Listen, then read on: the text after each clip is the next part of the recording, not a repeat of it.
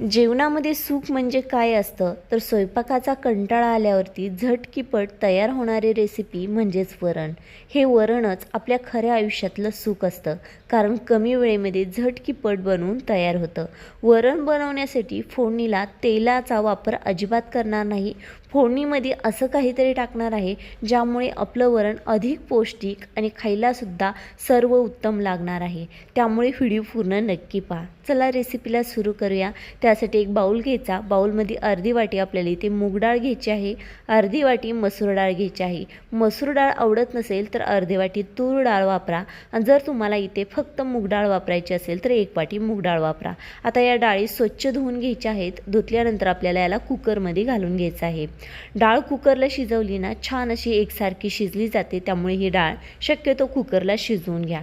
डाळ टाकल्यानंतर आपल्याला याच्यामध्ये पाणी वापरायचं आहे. पाण्याचे प्रमाण किती ठेवायचं की डाळीपेक्षा आपल्या बोटाचं एक कांड वरती येईल एवढं पाणी वापरायचं. त्यामध्ये डाळ छान अशी शिजली जाते. बरोबर 1 चमचा हळद वापरायची. हळदीमुळे कलर खूप छान येतो. आणि इथे एक बारीक कट केलेलं टोमॅटो घालायचं आहे.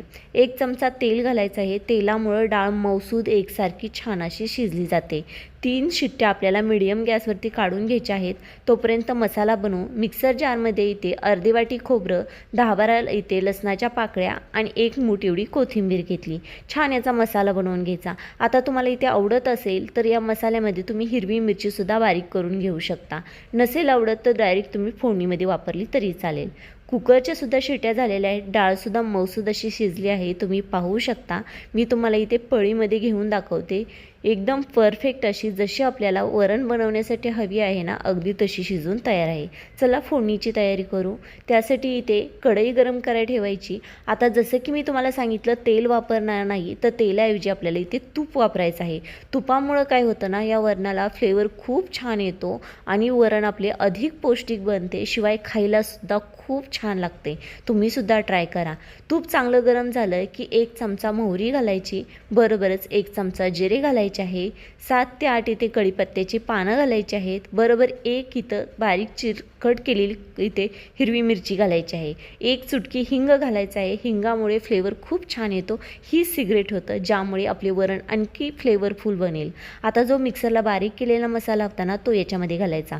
आता इथे तुम्हाला फोडणीमध्ये जर मिरची घालायची नसेल तर तुम्ही नाही घातली तरी चालेल, किंवा तुम्हाला मिक्सरचा मसाला बनवलेला त्याच्यामध्ये मिरची बारीक करून घ्यायची असेल तरी चालेल. जर घरात लहान मुलं असतील तर तुम्ही माझ्यासारखी अशीच कट करून मिरची घाला. आता इथे छान असा मसाला परतलेला आहे. याच्यामध्ये 1 चमचा आणखी हळदीचा वापर केलेला आहे.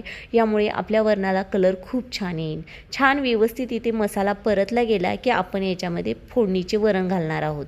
आता इथे छान मसाला परतला आहे. गॅस फुल करायचा आणि वरण घालायचं, म्हणजे चरकरून छान अशी फोडणी बसते आणि त्यामुळे ना मसाल्याचा पूर्ण फ्लेवर आपल्या या डाळीमध्ये येतो. आता इथे छान असं आपलं वरणाला फोडणी बसलेली आहे.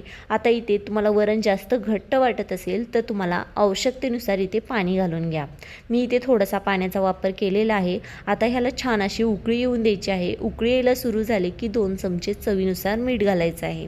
आता याला बारीक किंवा मीडियम गॅसवरती छान अगदी 3 ते 4 मिनटं उकळून द्यायचं आहे. त्यामुळे ना याला दाटसरपणा आणि एकसारखेपणा छान येतो. आता जर तुपाचा वापर जर तुम्ही फोडणीला केला ना, हे वरण खरंच खायला खूप छान लागतं. तुम्ही भाताबरोबर खावा किंवा चपातीबरोबर खावा, कशाबरोबरही खावा, पण खायला खरंच खूप छान लागतं. त्यामुळे तुम्ही तेलाऐवजी तुपाचा वापर नक्की करा. आणि फोडणीमध्ये हिंग घाला. हिंग घातल्यामुळे ना कोणत्याही वरणाला किंवा भाजीला चव खरंच अप्रतिम येते. त्यासाठी हिंग हे तुम्ही कायम घालत जावा. आता इथे वरणसुद्धा छान असं उकळून झालेलं आहे. जर तुम्हाला आवडत असेल तर वरून आणखी थोडीशी बारीक चिरलेली कोथिंबीर घातली तरी चालेल. आता चला सर्व करूया. छान अशी भाताबरोबर हे फोडणीचे वरण घालून घ्या आणि छान असं खाऊन घ्या. आता तुम्हाला ही रेसिपी कशी वाटली कमेंट्सद्वारे नक्की सांगा. आवडली तर शेअर, लाईक आणि सबस्क्राईब करायला विसरू नका.